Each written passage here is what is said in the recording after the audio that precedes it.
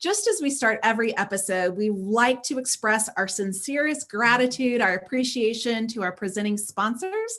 And you can see their logos right in front of you on the screen. These are companies that serve the nation in the nonprofit sector. They're here to lift you up, to lean in and help roll up the sleeves and get the good work done in our community. So they believe in the good work that you do, and they are right here behind you every step of the way. Just as Julia Patrick is, which is the CEO of the American Nonprofit Academy. And I join Julia every morning, most mornings.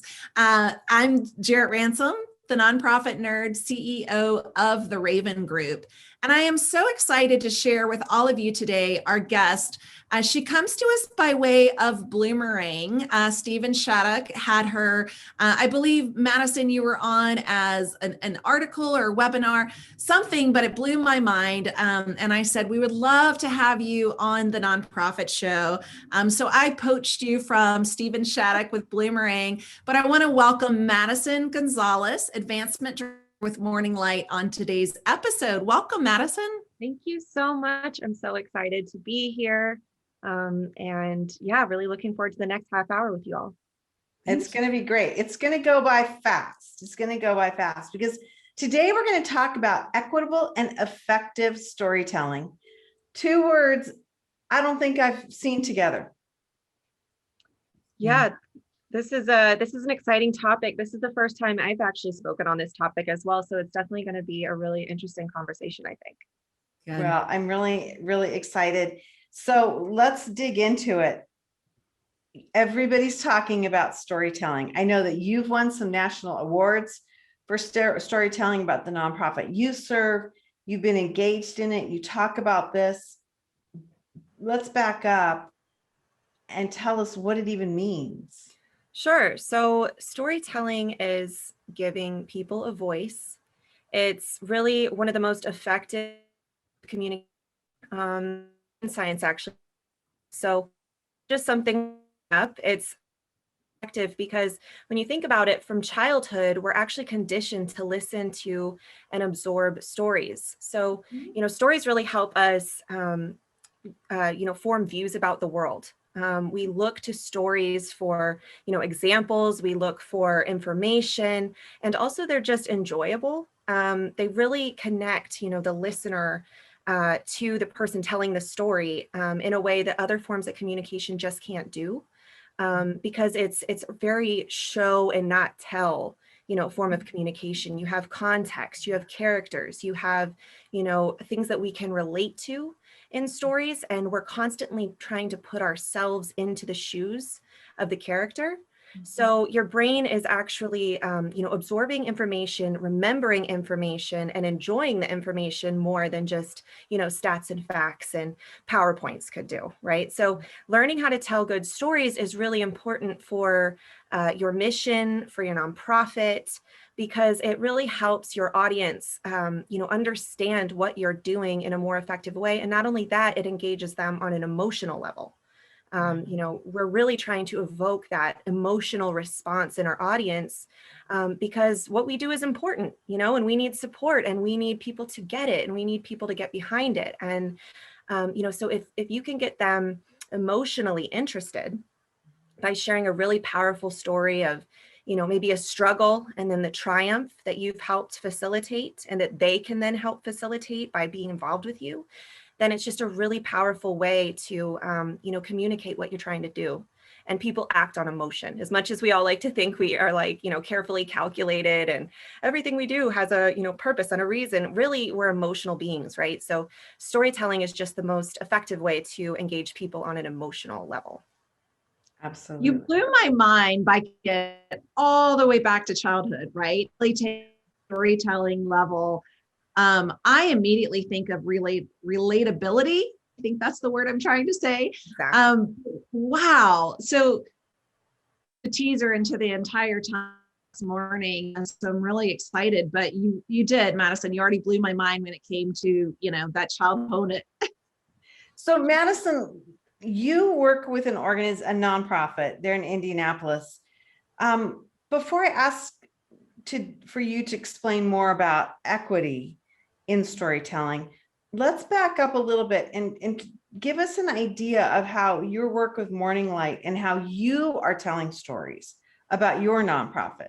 Absolutely. So really, I came to love storytelling almost after taking the job. What we do at Morning Light is we actually operate a hospice home for the terminally ill who have nowhere to go and no one to care for them in their final days of life. And it's a beautiful 12-bedroom home here in Indianapolis. And, people come to us when they have 6 months or less. And I remember, pretty early in my job, taking on the job, thinking these people have so much insight and experience because, they're in that final stage. And with life's final stages, there's so much reflection that goes on, and they have so much insight. And so, it really started with just conversations. And that's what, I try to tell people is, really you need to take an interest in people and learn about them and just have a conversation, and the story really presents itself. There was a man in particular at the home, and his name was Richard. And I just, he was one of the first people I got to know there. And he actually kept a journal by his bedside with just tons of wisdom and insight. He did have a really tough go at life.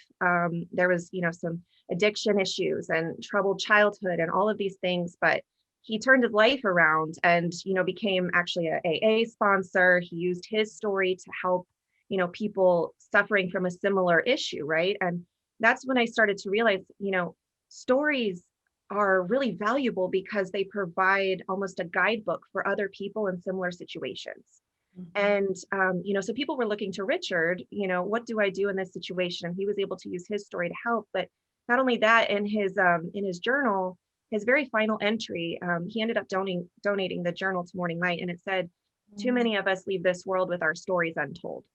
And that's final entry. And that just stood out to me so much. And I still get chills. I've told this story like 100 times, but I always get chills when I say that because it really, opened my eyes. And I just thought, people deserve a voice, and, people have so much to offer just from being alive. Right.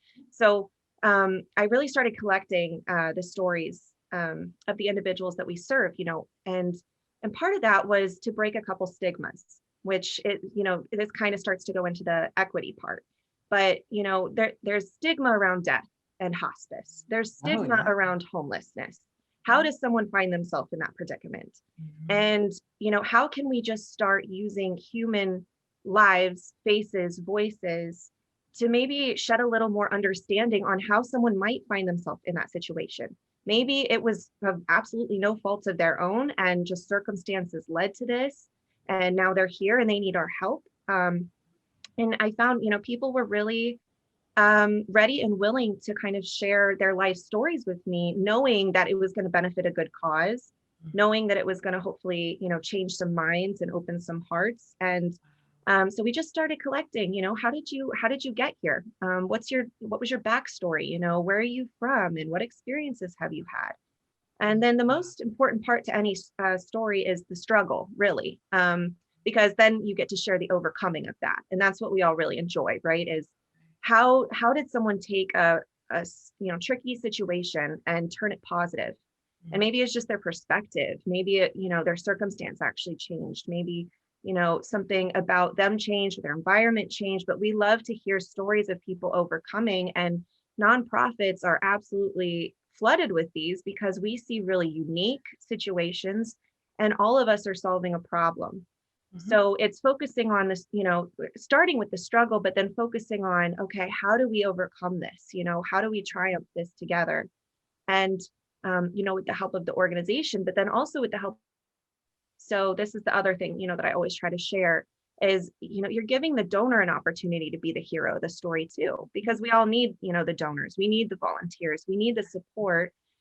We can't solve problems on our own, and so how do we invite the community to kind of join in on that story as well, and say, here's several different opportunities to serve your community. If this story touched you, let's make the change in other lives, just like this one. So as part of this, then let's get into the topic and the discussion of equity in storytelling.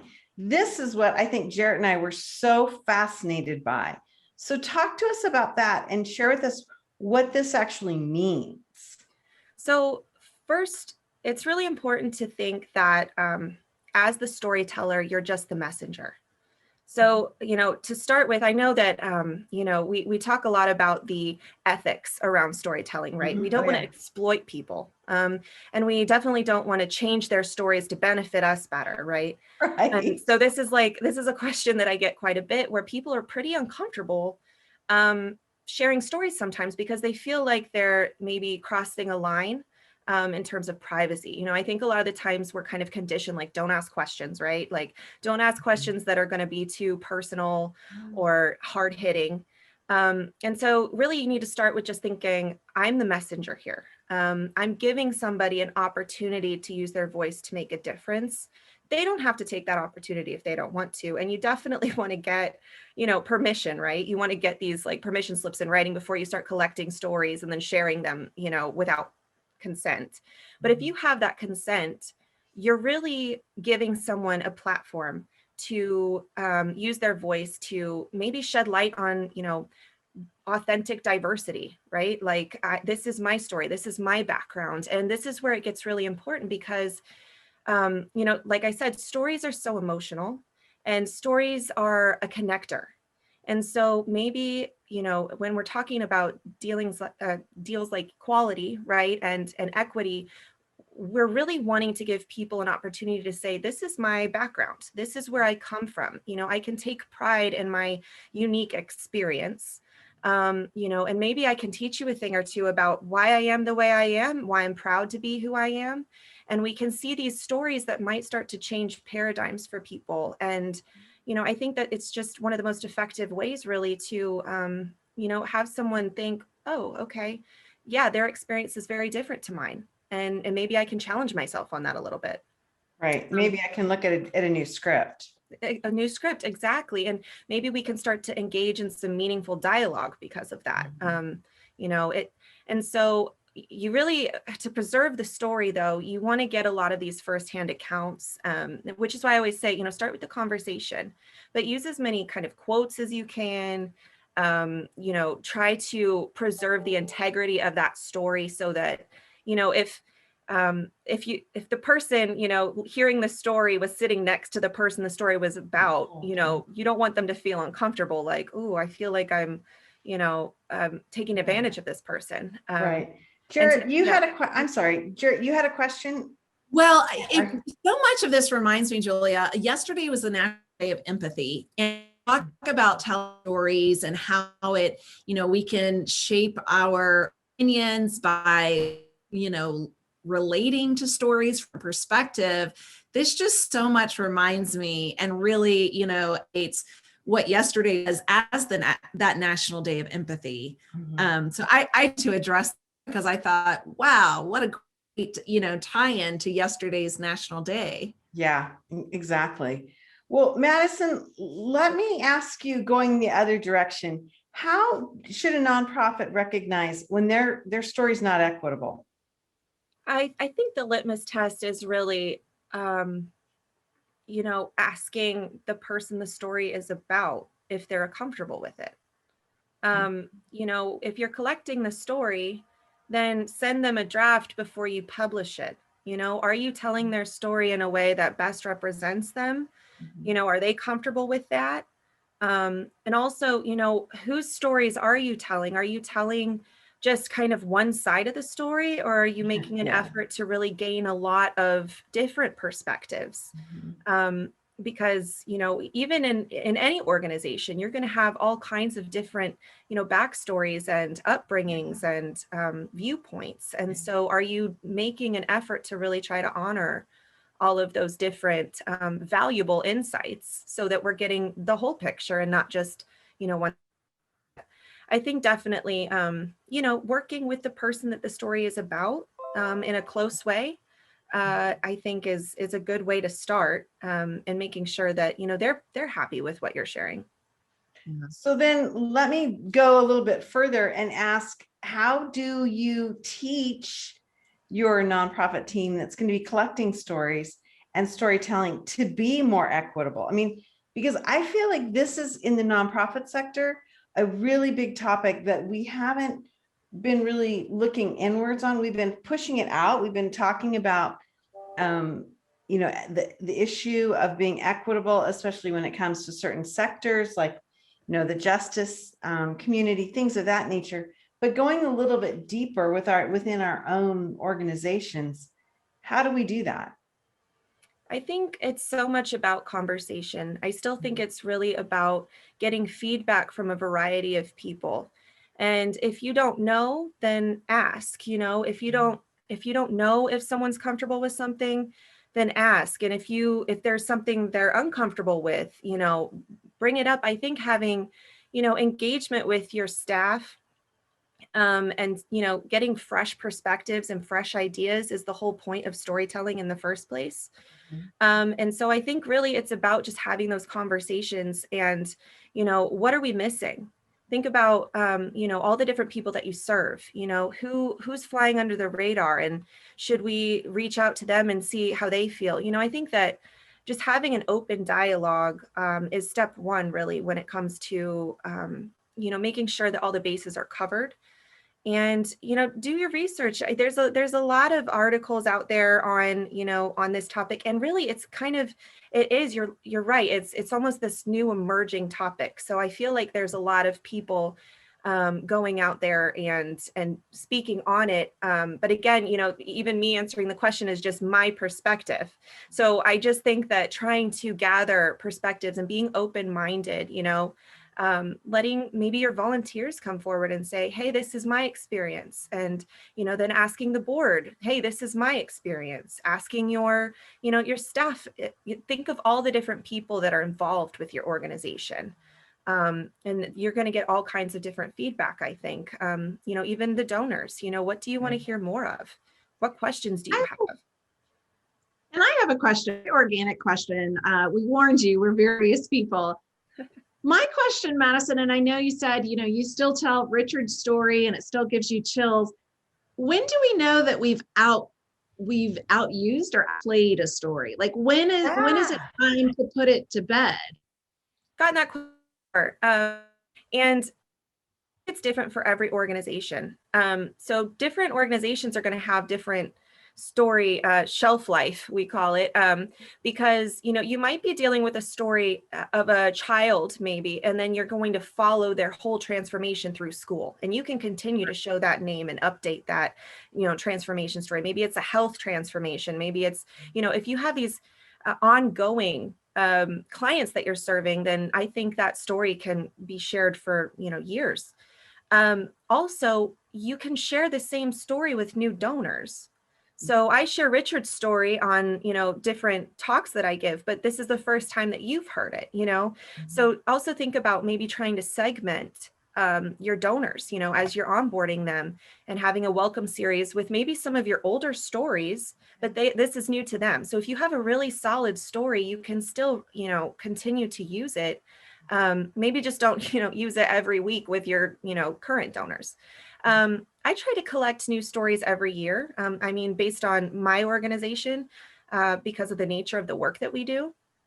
But I think you kind of just need to look at your organization and your work and think, okay, what is it that we do? How often, do we get new people in, or new people that we're serving? And how, frequently do we do messaging? I really think that the question kind of depends on your, communication style. If you're very active on social media and you're posting almost daily, then, try to collect new stories. But if maybe you just reach out with a monthly newsletter, then you might not need to get as many. But I think any story that's been collected can be useful because you're always trying to reach new people. I think one of the things too that nonprofits don't do enough of, and that is to invest in the origin story. Because so often we find nonprofits are funded and founded and funded by some sort of passion in the beginning. And oftentimes there are people that have had a first-hand experience with whatever the problem is they want to solve.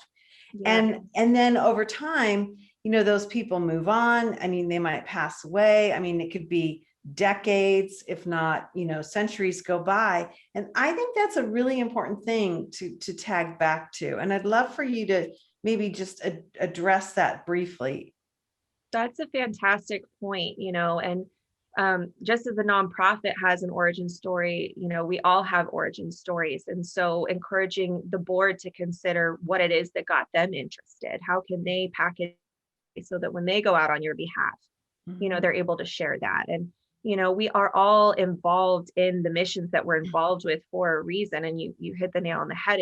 Chances are great that it's because, we had some kind of tie to the mission ourselves. Maybe we had a family member who experienced something similar. But yeah, you're totally right. I mean, when it comes to the nonprofit's origin itself, I think especially with a lot of the smaller ones, the founder may still be running it. And it's really important to remember, why you got started in the first place, because I think a lot of the times with nonprofits, we're all wearing so many hats, right? Like, we're small staffed for the most part, at least, the smaller nonprofits that we see so many of, they're doing great work and they're exhausted. I mean, we get kind of burned out. So revisiting why, you got started in the first place, like you said, that origin story might even be a helpful process for you to say, okay, I'm going to sit down and I'm going to write this and I'm going to start sharing this on a regular basis because this connects me to why I wake up and do what I do every day.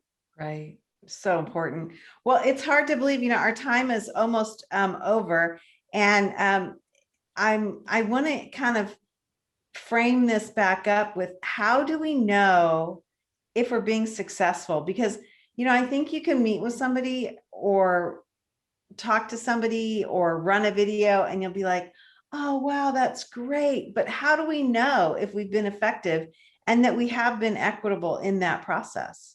Sure. I think, the proof is in the pudding when it comes to your engagement rates.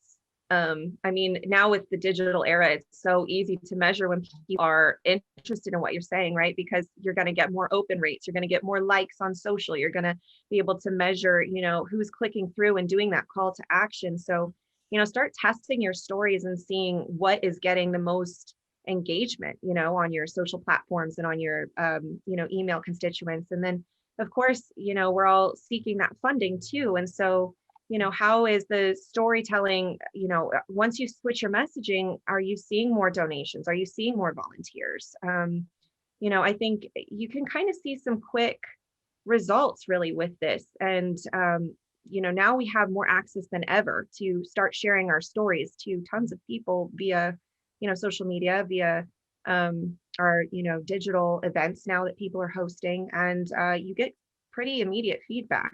So I would just track how your, engagement rates and your open rates, and then of course those donations are trending. Yeah. As well as in videos, right? That's a big trend, videos. And we can even track and analyze how long are they staying on to watch the video. Exactly. Yeah, that's a great point too. When are people losing interest? When do they click out? You can track that now, especially on socials and all these different mediums now. So I think it's easier than ever to see what content your audience is liking and enjoying, and what's being effective. Mm-hmm.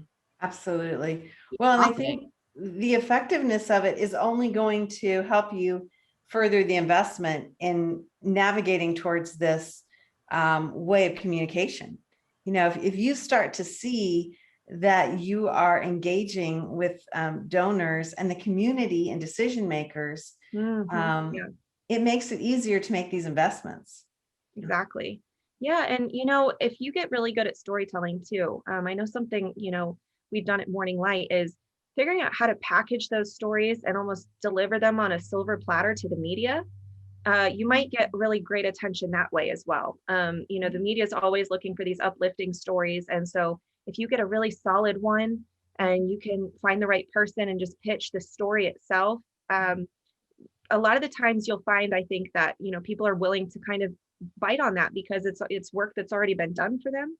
Oh, yeah. So finding good angles and then going to your local media, whether it's, the radio or news stations. Morning Lights had great success with that. We've been in the newspaper a couple of times, and it's really just kind of figuring out how you can serve the media as well as the media serving you. Great. Yeah, undoubtedly. I mean, yeah, we've spent a lot of time, and we continue to spend a lot of time talking about that on the nonprofit show, because truly, with 1.8 million nonprofits in this country, and it's growing every day, there's a lot of competition for attention. And so I agree with you. How you deliver your message and you tell your story will then come forward in many, many other ways. Before we let you go, what are some great resources or ways for us to learn more about storytelling? I'm a big believer in learning from how other people do it successfully, but what are some ways that you find inspiration and new ideas? Absolutely. I'm always kind of searching other nonprofit websites and, trying to gather, okay, why is this working? Why isn't this working? Just having conversations again with people, how are you telling your story? I think, just the basics of storytelling, it applies to nonprofits, so there's a lot of great books about storytelling. If you just go on Amazon and look up, storytelling. I know I spent first couple months just, trying to listen and consume, and okay, what makes a good story? Okay, these are the key components, and, I could talk for an hour and a half alone on just that. But, there are great books out there on Amazon. And then I think, a lot of platforms, a lot of blogs. I know I blog, you said you poached me from Boomerang. I've written quite a few blogs for them, and I have a, full webinar on there, a crash course to storytelling, with some of the key components. But I think that a lot of these platforms are recognizing the value in storytelling. It's a big buzzword right now. And so I think just simple Google searching, honestly, you're going to come up with all kinds of, tips and tricks and techniques and campaigns and all these kinds of things that you can practice and implement. And it really is trial and error, because every nonprofit is different. Your stories are going to be different. Your audience is going to be different. The platforms they're living on are going to be different. Maybe your audience is on Facebook all the time, or maybe your audience is on Instagram all the time. And how is the storytelling different on those platforms? So it's just kind of doing your research. But really start with your audience and consider where they are, and then you can tailor your storytelling to them. I love it. I love it. Well, this has been great. I appreciate, for some of you, we've had a few bumps, and as we like to say, freezes in our show. So we appreciate you sticking through it with us. Here's Madison's information. Morning Light is really a unique nonprofit doing the work that is so tough and so difficult on many, many levels. And their story in itself as a nonprofit is really an interesting journey to take a look at. You can reach out to Madison here. We've given you her information. And of course, we'll have this back up on our archives of the nonprofit show. So Madison, we are thrilled that you would join us. Again, I'm Julia Patrick. I've been joined by Jarrett Ransom, the nonprofit nerd herself. And we are so excited to have really brought another great conversation today. Again, we would not be doing this without our sponsors. So certainly we want to make sure that we know how much we appreciate them, and encourage all of our viewers to let them know as well how much they mean to all of us and what they actually do. The nonprofit show, amazing week so far, don't you think, Jarrett? Absolutely, Madison. And it's just been so great to have you on. So thank you for that. I'm looking forward to our upcoming guest as well, Julia. But great week so far. It's Wednesday, so can't believe it. Hard to believe, hard to believe. Well, hey, we end every episode with this mantra, as I like to call it, and that is to say, stay well so you can do well. We'll see everybody back here tomorrow. Thanks so much.